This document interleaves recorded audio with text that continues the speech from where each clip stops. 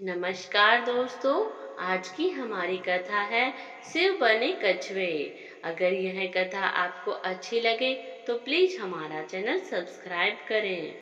एक बार भगवान शिव कैलाश पर्वत पर वेदों का रहस्य पार्वती को समझाने लगे।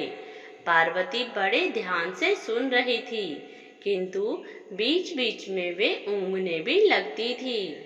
बहुत प्रयत्न करने पर भी पार्वती अपने मन को एकाग्र न रख सकी, तो शिव क्रोध में आकर बोले, पार्वती, यह क्या हो रहा है? मैं तुम्हें इतना गूढ़ रहस्य समझा रहा हूँ और तुम हो कि झपकियाँ ले रही हो। तुम में तो इतनी ही बुद्धि है जितनी किसी मछुए की स्त्री में। जाओ मृत्युलोक में किसी मछुए की स्त्री के रूप में जन्म लो। शिव के शाप से पार्वती उसी क्षण वहां से गायब हो गई।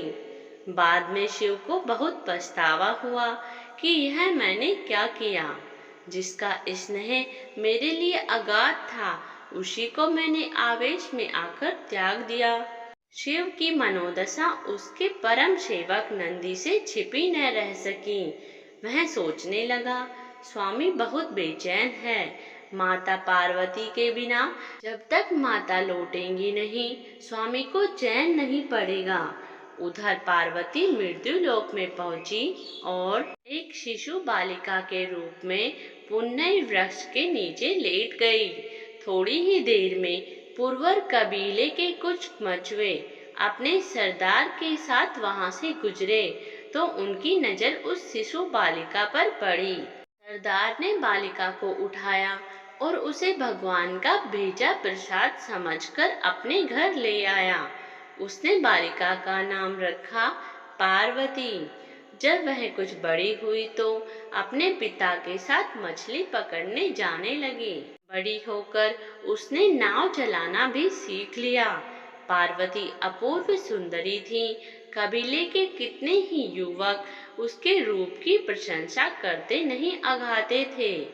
उनमें से कोई भी पार्वती के साथ विवाह के इच्छुक रहते थे, लेकिन पार्वती उनमें से किसी के साथ भी विवाह के लिए इच्छुक नहीं थी। उधर कैलाश पर्वत पर शिव को पार्वती का वियोग असहनीय हो रहा था। एक दिन उन्होंने अपने मन की व्यथा नंदी से कह डाली। बोले, नंदी, मैं रात दिन पार्वती के बिना बहुत बेचैन रहता हूँ और उस घड़ी को कोसता रहता हूँ जब मैंने गुस्से में आकर पार्वती को शाप दे दिया था। काश उस समय मैंने धैर्य से काम लिया होता। नंदी ने हाथ जोड़कर कहा, स्वामी, तब आप पृथ्वी पर जाकर उन्हें ले क्यों नहीं आते? कैसे ले आऊं? उसका विवाह तो किसी मछुए से होगा। शिव के मुंह से कराह सी निकली। शिव के मन की व्यथा जानकर नंदी विचार करने लगा कि मुझे कोई ऐसा जतन करना चाहिए जिससे स्वामी को मछुआ बनना पड़े। विचार करके नंदी ने एक बहुत बड़ी मछली का रूप धारण कर लिया और उस तट की ओर चल पड़ा जिधर परवर कबीले के मछुआरे रहते थे।